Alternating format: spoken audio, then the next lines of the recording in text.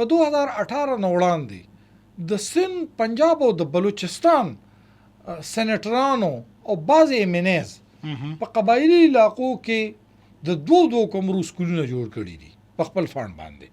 صحیح. ټیک شو.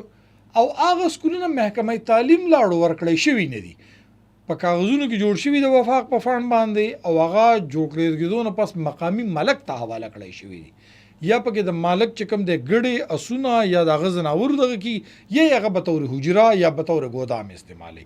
او تر اوسه پورې ما ته کم از کم د داسې د 56 سکولونو پته ده چې په هغې کې جوړ شوي د دې نه نان چې کوم لوکلز دی هغوی جوړ کړي دي، ځکه په دې باندې به هغوی بل ویسته او چاردیواري خو به د هغې اړونه په کاغذونو کې به چاردیواري وه او په دې باندې به پیسې ووتلې او بس دا به دغه وشو. د محکمه تعلیم سره د هغې تر اوسه پورې چې کوم دی د داسې سکولونو یعنې هغوی ته هینډ اوور شوي نه دي. د بده مرغه دا زموږ د هغه یو مسله ده.